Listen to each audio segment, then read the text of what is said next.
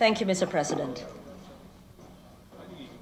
Mr. President, the observance of the International Day for Disaster Reduction comes at a time when the grave effects of climate change and disasters increasingly strike all over the world. And today, International Day for Disaster, we urge governments to step up for disaster risk reduction.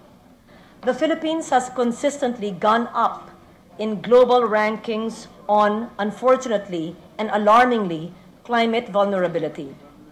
2 years ago, in 2009, the Philippines was number 12, most at risk from cyclones, floods, earthquakes, and landslides, based on the Mortality Risk Index by the United Nations International Strategy for Disaster Reduction. A year later, 2010, we were the 6th most climate vulnerable nation according to the Climate Change Vulnerability Index. And for this year, we are considered the 3rd most vulnerable by the United Nations Universities Institute for Environment and Human Security. Our ascent in the global rankings is too fast and very significant. We cannot overlook these figures. To wait for us to become the most vulnerable to disasters is simply inexcusable. Making our climate change and disaster risk reduction and management laws work is not only a legal requirement, but more so a moral imperative and a social responsibility. We extend our deepest sympathies to the victims of Pedring and Kiel. 83 people lost their lives due to these typhoons, but what is more lamentable is that 39 of these casualties were children. Our homes, schools, hospitals, and the whole community are supposed to be safe enough that our children are shielded from disasters. Risk information and early warning dissemination must be effective, giving people a reasonable amount of time left for preparation and, if necessary, for evacuation.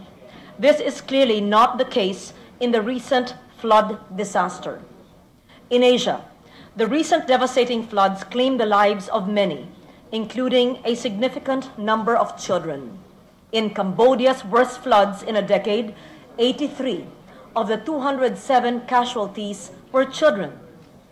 Thailand's worst floods in 50 years left at least 635 schools damaged.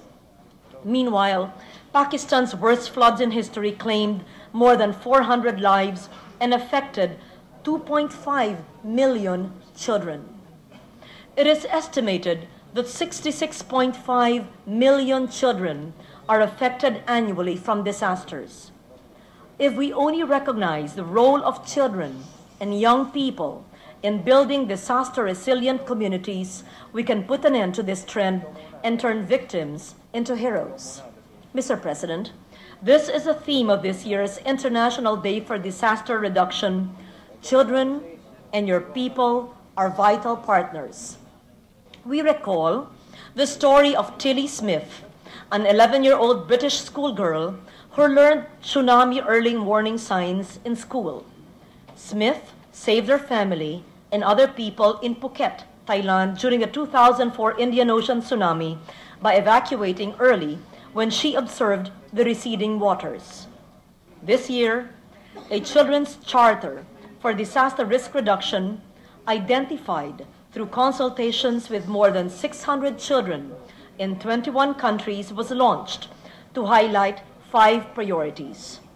First, schools must be safe.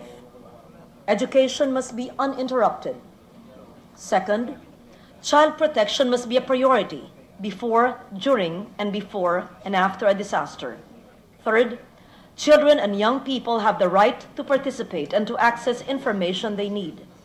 Fourth, community infrastructure must be safe, and relief and reconstruction must help reduce future disaster risk. And fifth, disaster risk reduction must reach the most vulnerable. Children and young people need to be empowered and supported as agents of social inclusion and safety.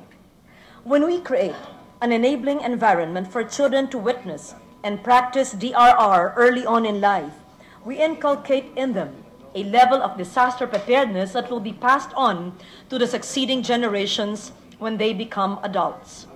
While the call for more resilient and safer communities resounds all over the world, following the escalating number of lives lost and growing breadth of devastation, the steps we have taken in the grand scale of the problem are much too small and too slow. In choosing life over death and destruction, we have yet to secure our choice with responsibility, urgency, and unrelenting passion. How can we realize our goals on poverty reduction and sustainable development with greater certainty of success?